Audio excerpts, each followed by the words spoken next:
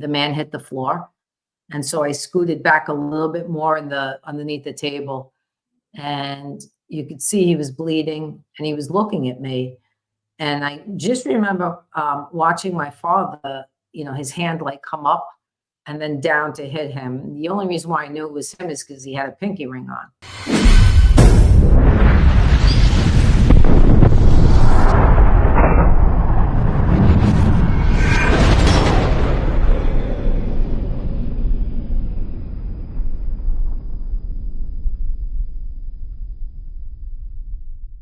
Welcome to this episode of Chatting with Stacks. I'm your host, Bill Stacks, and today I got Rita Gigante. Hello. Hey, How are thanks you? for having me, hon. I appreciate it. Yeah, of course. I've been anticipating this one for a while. Awesome. So, for the people that don't know who you are, do you want to introduce yourself? Sure. Rita Gigante. I am a psychic medium healer, author, spiritual mentor, and I do teach classes.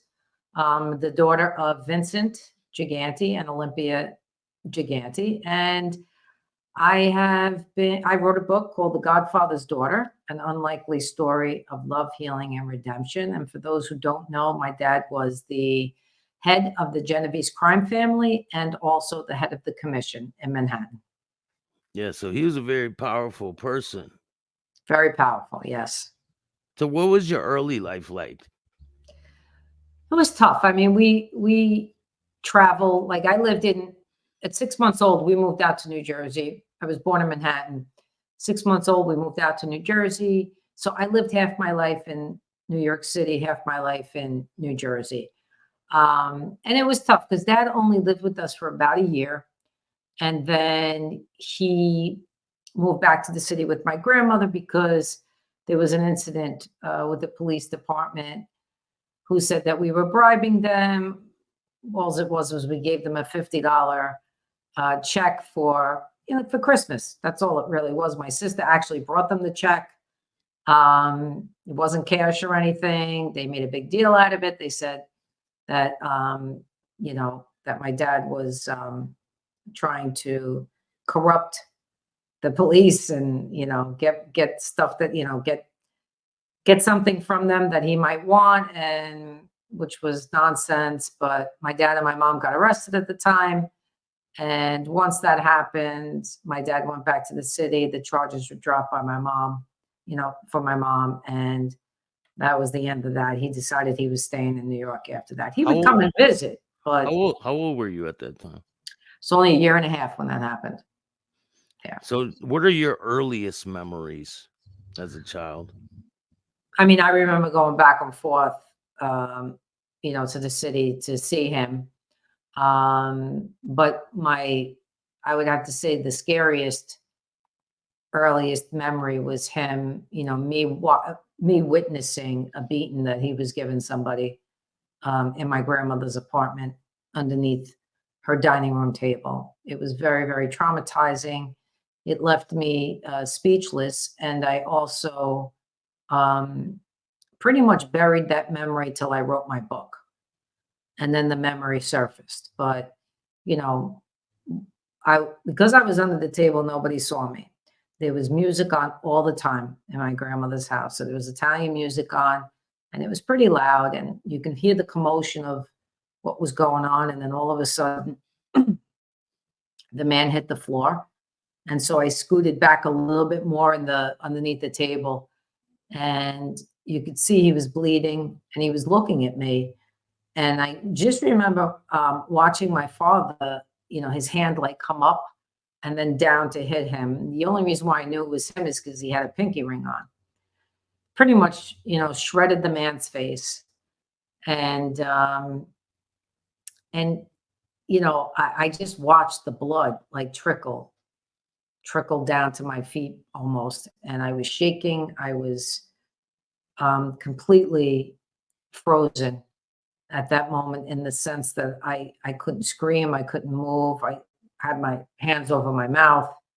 And then the last thing he did was step on the man's face, and he said, don't ever fucking disrespect me again. And then he told somebody, get him out of here. and that was it.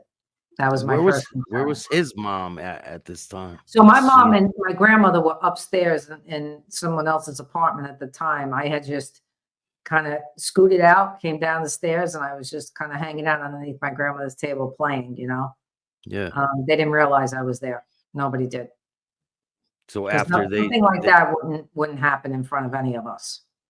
they tried to keep it separate, right? Always, always. Yeah. That was So the only time I witnessed something like that. I mean, I've witnessed, the people that was in his group, they would come and sit at my grandmother's dining room table all the time, and she would, bring them coffee and some biscuits, whatever she had in the house, cake, and they would be sitting. So it'd be like, again, the radio on, the TV on, watching cartoons, and it was loud, but there was always a whispering going on. So if someone had an issue, they get up, whisper something to him, and he'd whisper back. And then they would either get some type of command to go and do whatever they needed to do, or things were written on pieces of paper and handed back and forth to each other. And when that was done, they would either rip them up and throw them in the toilet, flush it, or they'd burn them. So I was watching this, my whole life, knowing that he was somebody revered, feared, and loved at the same time. But I had no clue, absolutely no clue what he did. I just knew he was important until I was 16. Is that when you found out that he was Yeah, that's when involved I with found this? out. And Yeah. what was the reason why you were able to even find out? Yeah, so there was a rumor going around in school that that's who he was, and this one girl was calling me a mafia princess and all this other shit, and I was just like, like, when you're pissed because someone's talking about your family, right? Then there's the other side of you going, could that be true? You know? Yeah. So that day that the rumor was like really, really like, I was hearing it from everyone. Just, this girl was just like relentless. I ended up having a physical encounter with her in the bathroom of the school, and pretty much beat the shit out of her. Um, just because I was so tired of hearing it. She probably wasn't the only one, saying it, but she was the instigator for most of it. Yeah. And I was having a really bad day and kind of snapped, you know. But once I did find out, there was a lot of relief connected to it, because it was like, okay, now I understand why things the way they were, why my mother was the way she was, um, why there was so many secrets and we couldn't do this and we couldn't do that, or, we had to leave at certain times. Um, finally, like, all the puzzles started to snap into place, the pieces of the puzzle, So there Yeah. was relief, and then there was anxiety over it, because I didn't know if they could come after us, if they would come after him, meaning the FBI, if the other families could hurt us in any way. Once I learned who the other families were and all that kind of stuff, I was stunned to know how powerful he really was.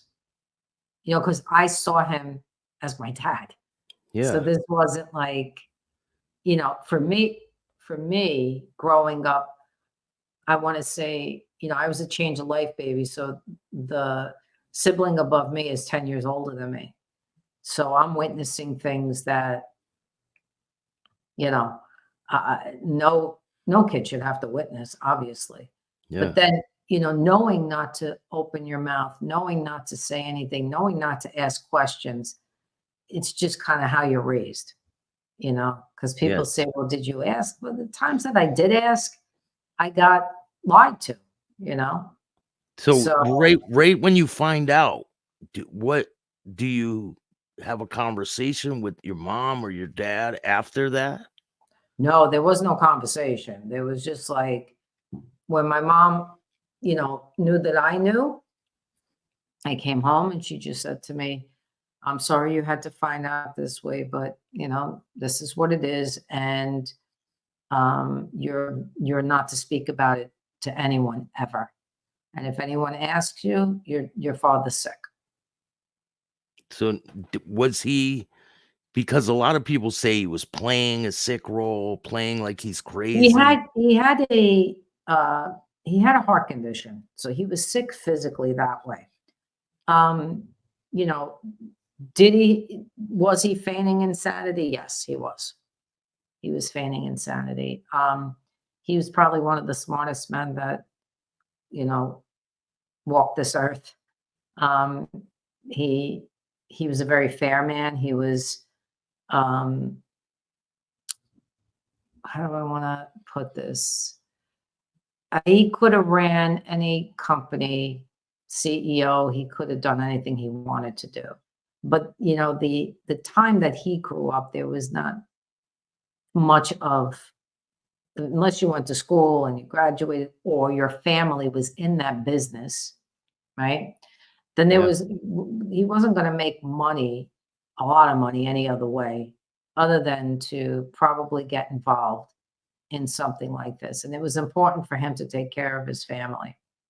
He loved boxing, Yeah, that was which he one thing. probably would have, you know, stuck to um, as part of a career if he could have. But once Vito, you know, once Vito got a hold of him, Vito Genovese, and Vito loved him. You know, my dad had a very charismatic way about him. So once Vito took him under his wing, and my dad got, you know, he realized the kind of money he could make. He realized the kind of power he could wield. Um, it drew him in. You know, it just drew him in, and then there was still one time I remember him saying to me that he could have gotten out.